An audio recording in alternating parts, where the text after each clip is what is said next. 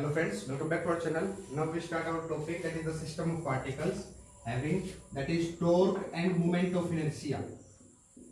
Torque and moment of inertia. That is I, जिसको I notation किया था भाई. अब भाई टॉर्क निकालना है. मेरे को पता है कि टॉर्क जो होता है that is have the force with the perpendicular distance. अब कंसीडर करते हैं आपकी कोई भी एक आपके पास एक्सिस ऑफ रोटेशन लिया that have N angular acceleration alpha. Clear है.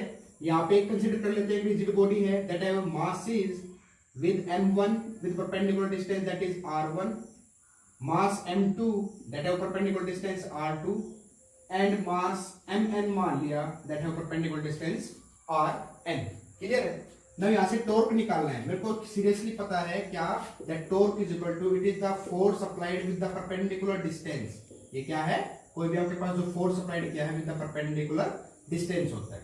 अब टॉर्क, अब मोमेंट ऑफ इनर्शिया का रिलेशन निकालना तो पहले तो फोर्स पता होना चाहिए. अब ये जो आपने रिजिड बॉडी लिया है, यहाँ से फोर्स की अगर मैं बात करता हूँ, फोर्स होता है दैट इज मास इनटू में एक्सेलरेशन. अब वैल्यू पुट करता हूँ, then we have F1. For F1 force निकालता हूँ मास 1 के लिए दैट है एक्सेलरेशन A1. F2 निकालता हूँ that is M2 A2 up to Fn निकाला दैट इज Mn An. ये तो आपके पास एक्सेलरेशन, लीनियर एक्सेलरेशन आया. बट मेरे को एक रिलेशन पता है. क्या रिलेशन पता है भाई? एक रिलेशन आपको पता है between the acceleration and angular acceleration के बीच में रिलेशन होता है that A is equal to में R अल्फा. एक आपके पास एंगुलर एक्सेलरेशन की टर्म होती है that have an relation between the linear acceleration and angular acceleration that is the perpendicular distance with the angular acceleration is equal to linear acceleration. Value को put करूं भाई. अब वैल्यू को put किया, A1 हो जाएगा R1 alpha because perpendicular distance R1 है, R2 and Rn है. देयरफॉर आपके पास फोर्स बना F1 इज इक्वल टू में M1 A1. A1 की वैल्यू पुट करूंगा तो R alpha that is R1 alpha. F2 की वैल्यू पुट की that is M2 R2 alpha. Fn की वैल्यू पुट की that is Mn Rn alpha.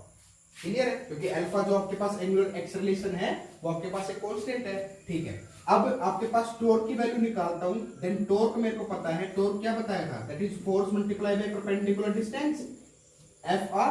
Then torque T1 अगर निकालता हूं तो T1 आपके पास फोर्स F1 और R.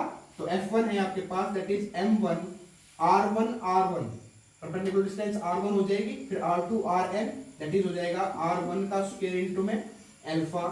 टॉर्क 2 निकालता हूं मोमेंट ऑफ इनर्शिया की टर्म में दैट इज M2 R2 का square alpha. Torque n particle के लिए निकालता हूं Mn Rn का स्क्वायर अल्फा. क्लियर है. अब यहां से मेरे पास टॉर्क है. अब टोटल अगर टॉर्क निकालना हो देन टोटल टॉर्क निकालता हूं. Total torque is equal to, सारों का सम कर दूं. सारों का सम किया दैट इज, ये आपके पास टोटल टॉर्क लिख सकता हूं भाई T1 प्लस में T2 up to Tn. Clear है. यहां से वैल्यू पुट करता हूं then torque total is equal to में M1 R1 का स्क्वायर अल्फा प्लस में M2 R2 का square alpha up to Mn Rn का स्क्वायर अल्फा. क्लियर है. सारों का ऐड कर दिया. अब ऐड करने के बाद आपके पास क्या आएगा, अलजेब्रिक सम की टर्म में लिखता हूं then torque is equal to में, मैंने क्या करता हूं भाई, अल्फा बाहर निकाल लिया, एंगुलर एक्सेलरेशन को मैंने क्या कर लिया, बाहर निकाल लिया. देन आपके पास क्या बचा, अलजेब्रिक सम लगाया 1 to n. m है that is mi value put कर दी. r1 है, r2 rn है दैट इज ri का स्क्वायर. बट हमने मोमेंट ऑफ इनर्शिया पढ़ा हुआ है. मोमेंट ऑफ इनर्शिया क्या पढ़ा हुआ है, that i is equal to में MI का स्क्वायर. एक मोमेंट ऑफ इनर्शिया जिसको I से डिनोट किया जाता है. Then torque is equal to में अल्फा I. तो एक रिलेशन बचा, मतलब टॉर्क को लिख सकता हूं दैट इज I इनटू में alpha. This is the required relation between the torque and the moment of inertia that is torque is equal to में I अल्फा. तो आपके पास ये निकाला भाई that is the system of particles में. अगर आपके पास रोटेशन निकालना हो किसी भी ऑब्जेक्ट का एंगुलर एक्सेलरेशन के टर्म में और मोमेंट ऑफ इनर्शिया निकालना हो ऑब्जेक्ट का, तो आप इस तरीके से निकाल सकते हैं. क्लियर है. Okay. Now next topic start करते हैं भाई. Same as the angular acceleration की तरह अब अगर मेरे को निकालना है relation between the torque and the angular momentum. Torque and angular momentum. Angular momentum that is L से डिनोट करता हूँ। इसके बीच में एक रिलेशन निकालना है भाई। तो एंगुलर मोमेंटम में अगर मैं बात करता हूँ तो एंगुलर मोमेंटम के लिए जो टर्म आती है एंगुलर मोमेंटम की बात करूँ तो मास इनटू में वेलोसिटी, क्योंकि मेरे को पता है कि मोमेंटम होता है दैट इज मास इनटू में वेलोसिटी। लीनियर की बात करूंगा तो एंगुलर वेलोसिटी आएगा। अब इसके में क्या करना है, एक आपने कोई रिजिड बॉडी लेनी है किसी भी एक्सिस ऑफ रोटेशन पे that have N angular velocity that is omega.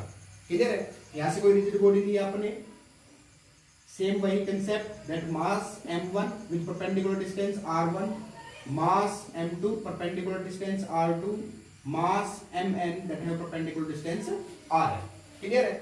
अब यहां से मेरे को टॉर्क और एंगुलर मोमेंटम निकालना है। ठीक है, अब एंगुलर मोमेंटम मेरे को पता है that L is equal to में अगर एंगुलर मोमेंटम निकालता हूं तो एंगुलर मोमेंटम जब जो होता है वो क्या होता है, perpendicular distance with the momentum. तो momentum with the perpendicular distance आपके पास जो भी होगा r, ये कंसेप्ट अप्लाई करना है। अब यहाँ पे मोमेंटम निकालता हूं ऑब्जेक्ट का, देन वी हैव P1 मान लिया, P1 इज इक्वल टू क्या होगा, P अगर मैं मोमेंटम की बात करता हूं तो मास इनटू वेलोसिटी।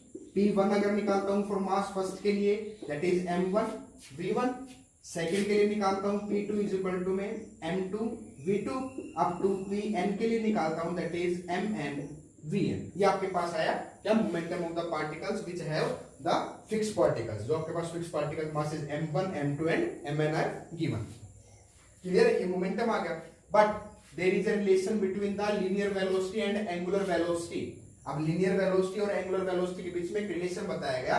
क्या रिलेशन बताया गया, that linear velocity v is equal to में r omega, it means it is the product of the linear आपके पास angular velocity with the perpendicular distance is equal to में linear velocity. तो v is equal to में r omega. अब अगर v1 की value निकालूंगा तो r1 ओमेगा, v2 की निकालूंगा r2 ओमेगा, vn की निकालूंगा rn ओमेगा। वैल्यू पुट करता हूं। अब वैल्यू जैसे मैंने पुट की इन P1 इज इक्वल टू में m1 v1 की अगर वैल्यू पुट करूंगा तो आपके पास हो जाएगा r1 ओमेगा। P2 की वैल्यू निकालूंगा that is m2 r2 omega up to Pn की वैल्यू निकाली that is mn rn omega. Clear है? ये आपके पास आया एंगुलर मोमेंटम की टर्म में जो आपके पास परपेंडिकुलर डिस्टेंस है एंगुलर वेलोसिटी। क्लियर है? अब यहां से क्या करना है भाई, अब अगर मैं लीनियर एंगुलर मोमेंटम की बात करता हूं तो एंगुलर मोमेंटम मैंने पढ़ा हुआ है that L is equal to P multiply by R with the perpendicular distance. अब मैं क्या करता हूं, एंगुलर मोमेंटम करता हूं, देन L1 निकाला that L1 is equal to में P1 क्रॉस में R1, परपेंडिकुलर डिस्टेंस अलग अलग है। L2 निकालूंगा दैट इज P2 क्रॉस में R2, Ln निकालूंगा दैट इज Pn क्रॉस में Rn। वैल्यू पुट करता हूं भाई, वैल्यू पुट करने के बाद L1 आया इज इक्वल टू में P1 आपके पास क्या है that is m1 r1 omega cross में r1। तो क्या बन गया आपके पास m1 r1 का स्क्वायर ओमेगा। L2 निकालता हूं दैट इज P है आपके पास m2 r2 ओमेगा क्रॉस में r2, देन आपके पास क्या बन गया m2 r2 square omega. Ln निकालता हूं that is mn rn omega cross में आपके पास क्या हो जाएगा rn that is mn rn का स्क्वायर ओमेगा। ये वैल्यूज बनी।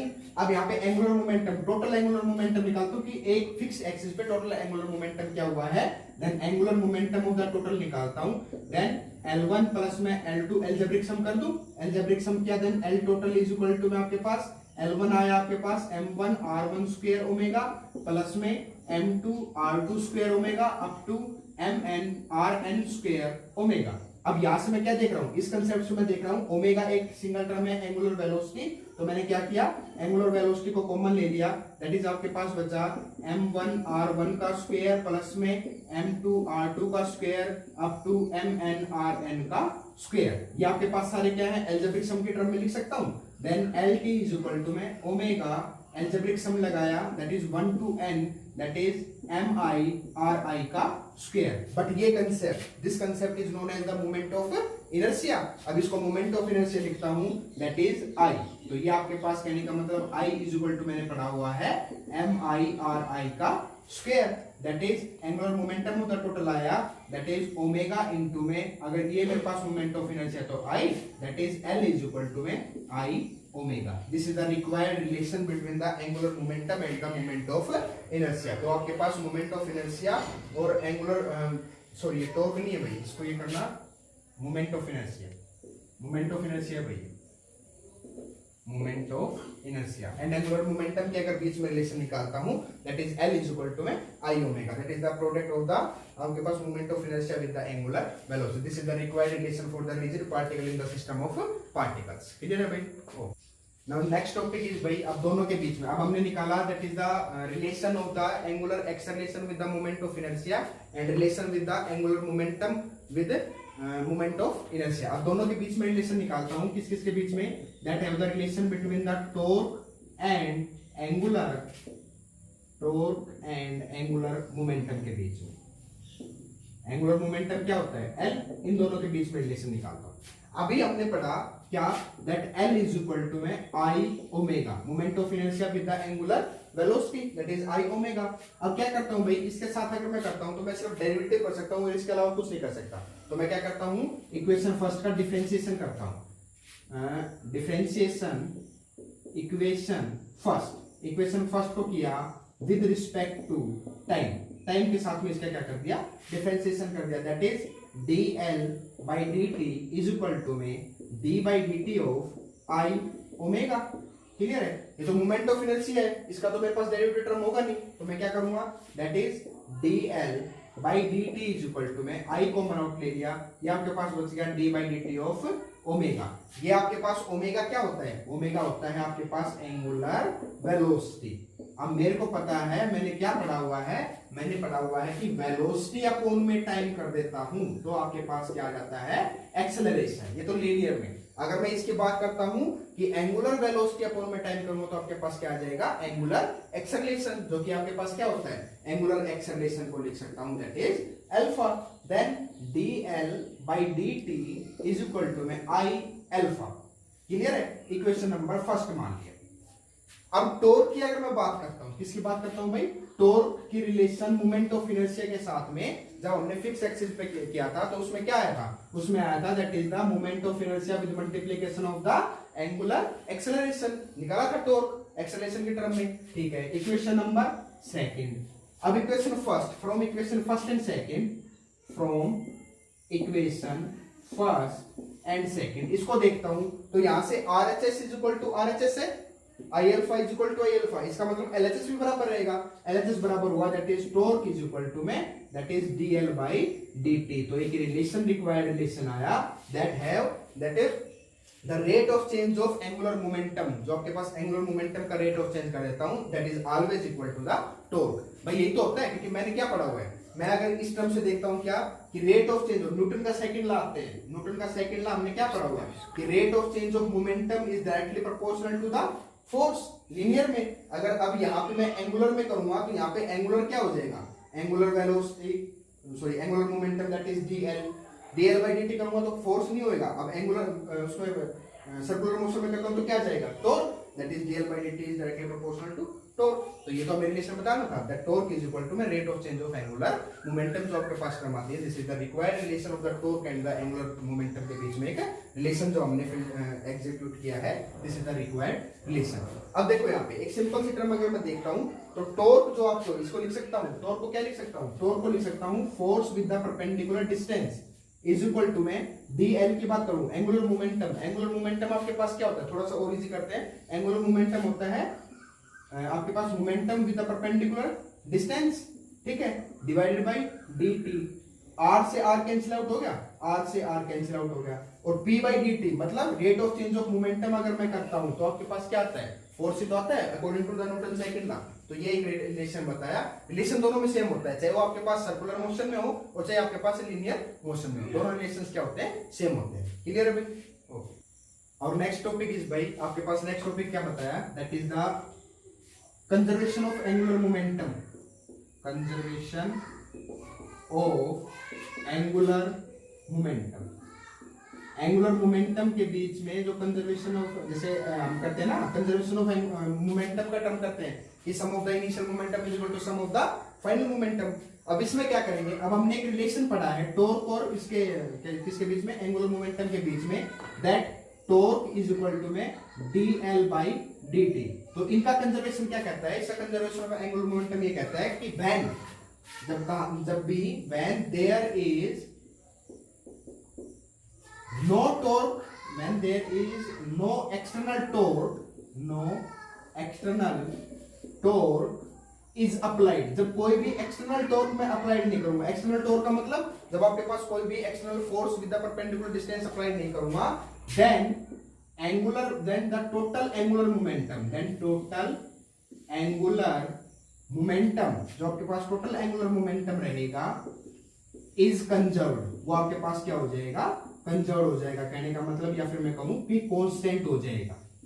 क्या बताना चाह रहा है स्टेटमेंट ये कह रहा है कि अगर आपने कोई भी टोटल नहीं लगाया है इज इक्वल टू में देन dl जो आपके पास टोटल आएगा अपॉन में dt वो आपके पास कांस्टेंट हो जाएगा। कहने का मतलब अगर मैं यहाँ पे टॉर्क जो है आपके पास वो जीरो कर दूं, कोई एक्सटर्नल टॉर्क मैंने लगाया ही नहीं, then zero is equal to में dl बाई dt, ये इधर मल्टीप्लाई होगा तो जीरो, कोई भी क्या है तो आपके पास dl जो आपके पास बता दैट इज एनी कांस्टेंट, वो आपके पास क्या बचा है, कोई भी कांस्टेंट। कहने का मतलब dl का मतलब डेरिवेटिव छोटे टर्म में है, अगर सारों का सम करता हूं इट मींस L1 प्लस में L2 प्लस में L3 up to Ln is always an constant. कहने का मतलब क्या हुआ, स्टेटमेंट यही तो प्रूव कर रहा है, क्या प्रूव कर रहा है कि when there is no external torque, जब कोई एक्सटर्नल टॉर्क अप्लाइड ही नहीं हुआ, then the total angular momentum, जो total angular momentum of the particles है इज ऑलवेज कंजर्व्ड या फिर कांस्टेंट, वो ऑलवेज क्या हो जाएगा, कांस्टेंट। फॉर एग्जांपल के तौर पे बात करते हैं भाई, आपने देखा होगा एक्रोबैट, या फिर मैं क्या कहूं कि जैसे डांस आपने देखते होंगे, तो डांस में क्या करते हैं, कोई भी जैसे पर्सन है या फिर जैसे मान लो भाई पर्सन है वो नाच रहा है, तो क्या करेगा, अपने पैरों की डिस्टेंस को कम कर लेता है और एक पैर पे नाच के दिखाता है। या फिर दूसरा मैं कहूं, जैसे आपने देखा होगा जब किसी भी पार्टनर के साथ हम नाचते हैं तो जैसे उसकी फिंगर टिप उंगली पकड़ लेता है, उसके बाद उसको रिवॉल्व करता है, घुमाता है। तो कैसे घुमाता है, अब उसमें जब वो घूम रहा है तो उसकी फ्रोक भी साथ साथ घूम रही है। कहने का मतलब उसका फिरोक का मतलब क्या हुआ, अब वो वहां पे एंगुलर मोमेंटम को जनरेट कर रहा है। मतलब क्या हुआ, जैसे फॉर एग्जांपल के तौर पे जैसे उसने टिप पकड़ा, घुमा रहा है, अब घुमाने के साथ आप उसके नीचे पैरों की पोजीशन देखेंगे तो पैरों की पोजीशन में क्या होगा, उसके बीच की जो पैरों की डिस्टेंस होती है वो डिस्टेंस होती है कम, एक तरह की क्रॉस लेग्स होती है, ठीक है। अब क्रॉस लेग्स मतलब क्यों हुआ, वो आपके पास उसकी डिस्टेंस को कम कर दिया, मास तो है ही, तो जिसकी वजह से डिस्टेंस कम होगा। अब डिस्टेंस की वजह से मोमेंट ऑफ इनर्शिया मैंने पढ़ा हुआ है that I is equal to में mr का square, that moment of inertia is directly proportional to the perpendicular distance. अब दोनों लेग्स की मैंने डिस्टेंस को कम किया तो मोमेंट ऑफ इनर्शिया भी डिक्रीज होगा। अब ये डिस्टेंस डिक्रीज हुआ और साथ ही साथ अगर अकेला आदमी कोई नाच रहा है तो अपने दोनों बाहें फैला लेता है और आपके एक पैर पे घूमता है, रिवॉल्व करता है, तो उसके साथ क्या होगा, जब रिवॉल्व करता है, जैसे कई बार हम करते हैं भाई, एक साथ ऐसे घूम जाते हैं एक पैर पे और डिस्टेंस कम कर लेते हैं। इसका मतलब क्या हुआ कि आपके पास उसने मोमेंट ऑफ इनर्शिया को घटा दिया, आर्म्स थी वो खुल रही थी, इसकी वजह से उसका क्या होगा भाई, आपके पास मोमेंट ऑफ इनर्शिया घट गया तो एंगुलर मोमेंटम आपके पास उसका बढ़ गया। तो ये रीजन होता है। या फिर दूसरे मैं बात करूं, जैसे हेलीकॉप्टर होते हैं, हेलीकॉप्टर में 2 प्रोपेलर्स लगाए जाते हैं, क्यों भाई, रिवॉल्व करने के लिए। अब वहां पे क्या होता है, जब एक प्रोपेलर को यूज करूंगा तो वो वहां पे डायरेक्शन नहीं दे पाएगा। अब वहां पे उसकी विंग्स को डायरेक्टेड करने के लिए दोनों की डिस्टेंस को कम किया जाता है ताकि इन मोमेंट ऑफ इनर्शिया कम हो जाए और एंगुलर मोमेंटम को बढ़ा दे। क्लियर है। या फिर दूसरी और एग्जांपल की बात करूं, आपके पास क्या होता है, जैसे भाई स्विमर होता है, आपने देखा होगा कोई स्विमिंग करता है तो जब मतलब क्या करता है, स्विम करने के लिए जैसे मतलब ऊपर हाइट पे अगर स्विम करना हो, फॉर एग्जांपल मान लो वाटर जो लोग है आपके पास वो है नीचे ग्राउंड पे और आप गए कम से कम 20 या 30 फीट ऊपर। अब वहां पे जाने के बाद वो क्या करता है, वो थोड़ा सा एक झुलावदार सा आपके पास घूमने के लिए, मतलब जैसे वो जंप करने के लिए क्या लेता है, थोड़ा सा मोमेंटम लेता है। तो मोमेंटम जैसे लेता है फिर उसके बाद वो फ्लिप करता हुआ नीचे आता है। वो क्या करता है, अपने लेग्स को तो बिल्कुल कर लेता है कंट्रोल में और हाथों को फैला लेता है। रीजन क्या होता है, वो लेग्स इसलिए किए ताकि मोमेंट ऑफ इनर्शिया को घटा दिया और एंगुलर मोमेंटम को, इसलिए वो बार बार फ्लिप कर लेता है। या फिर जो एक्रोबैट होते हैं, जैसे आपने देखा होगा, जैसे हमारे यहाँ इंडिया के अब पहली बार जो जिम्नास्टिक जिसको बोलते हैं, अब जिम्नास्टिक उसमें भी क्या हुआ था, उसमें क्या करते हैं, जब वो मतलब उल्टे पैर मतलब चलना होता है, जैसे मतलब एक्रोबैट नहीं करते उल्टे पैर, तो उसमें क्या होता है, पैरों की डिस्टेंस कम होती है, हाथों की डायरेक्शन ज्यादा होती है ताकि मोमेंट ऑफ इनर्शिया को घटा दिया, एंगुलर मोमेंटम को बढ़ा दिया। This is the conservation of momentum. तो ये आपके पास बताया, that is the conservation of momentum. In this video we clear with the topic of the torque with आपके पास moment of inertia. Second topic is that is moment of inertia with the angular momentum. Third, the relation between the torque and the angular momentum. And fourth one is the conservation of angular momentum. If you have any problem in this video or any queries in this video, then you can comment us in the comment section. Thank you for watching us. Thank you.